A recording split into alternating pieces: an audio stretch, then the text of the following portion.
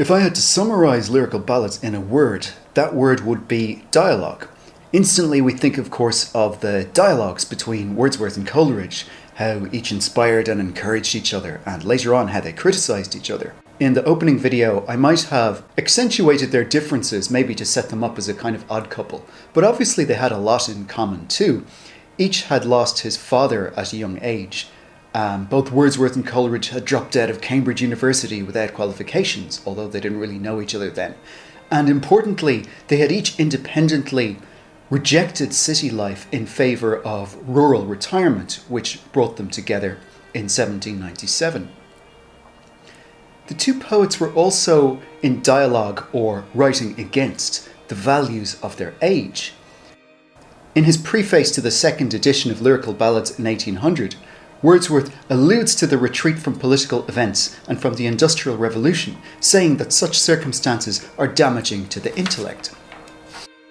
He writes, "A multitude of causes, unknown to former times, are now acting with a combined force to blunt the discriminating powers of the mind, and, unfitting it for all voluntary exertion, to reduce it to a state of almost savage torpor. The most effective of these causes are the great national events which are daily taking place, and the increasing accumulation of men in cities, where the uniformity of their occupations produces a craving for extraordinary incident, which the rapid communication of intelligence hourly gratifies. To this tendency of life and manners, the literature and theatrical exhibitions of the country have conformed themselves." Wordsworth is saying literature itself has suffered from the rapid pace of modern life, from the effects of politics and the Industrial Revolution. It's something they oppose explicitly in their critical works. If the pace of modern life was ruining popular culture, Wordsworth and Coleridge felt that the way people were going about literature was wrong too. This is the basis of the ideas in the long preface that Wordsworth added to Lyrical Ballads in 1800. Words written by Wordsworth, but based on ideas generated in collaboration with Coleridge as they walked around the countryside in the southwest of England. Wordsworth complains that poetry has become too insincere, too crafted, and too ornate in its language, and lacking emotion. So when Wordsworth calls for poetry to be written in what he calls the real language of men, it's a call for more egalitarian art forms. He thinks that poetry should pay greater attention to the lower classes because he thinks they are less plagued by affectation and insincerity. Wordsworth connects what he calls rustic life to purer experiences of the passions. So, taking disadvantaged people as its subject, a chief skill of poetry to these authors is that it should mediate emotional experience. And this is at the core of what Wordsworth says in his preface. He refers to two forces at work in the creation of poetry. I'm quoting, "Poetry is the spontaneous overflow of powerful feelings. It takes its origin from emotion recollected in tranquility." So the calm mind observes and mediates an experience of passion, whether it is that poet's experience of passion or a person the poet encounters or an imagined character. Along with his radical suggestions that poetry should be more emotional, less elaborate in language, and should explore working class experience, Wordsworth comments on poetic form too. He suggests that the ballad form is a better kind of verse, more suited to sincerity than the kind of poetry that was popular in the 18th century, such as, for example, rhyming couplets.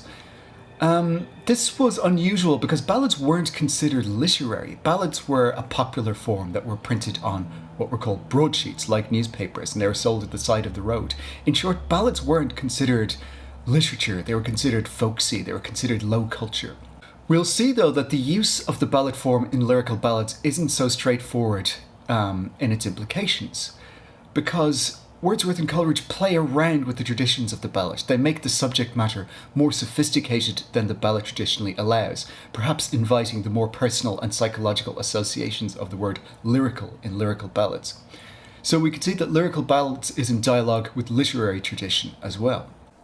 There are two more kinds of dialogues I want to mention in Lyrical Ballads. One is straightforward. It's that a lot of the poems simply are dialogues. They are stories in which one character might meet another, or the poet encounters an interesting kind of person, and a conversation takes place, a lesson is imparted, or a philosophy is explored. The other kind of dialogue is much more complex. It's to do with the nature of the relationship between the mind of the poet and the object which he or she is writing about. Tradition held that a poet was simply a kind of imitator, a copyist of what nature had created, what God had created. But as you can imagine, if you remember the ideas we looked at last week, this kind of idea would be inadequate to Wordsworth and Coleridge, who held the human mind in much greater esteem.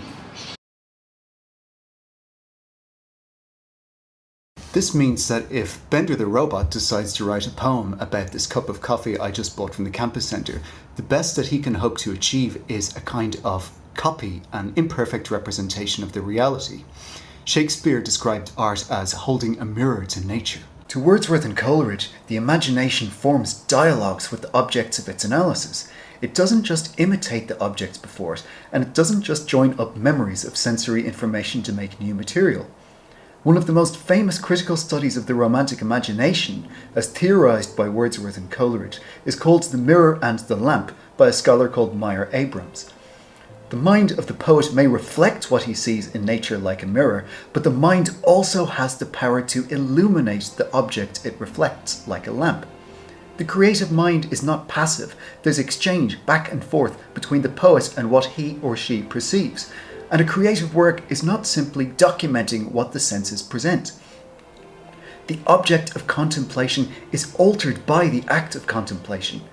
The essayist William Hazlitt, once a close friend of Wordsworth and Coleridge, and later an enemy, says that, I quote, "The light of poetry is not only a direct but also a reflected light, that while it shows us the object, throws a sparkling radiance on all around it.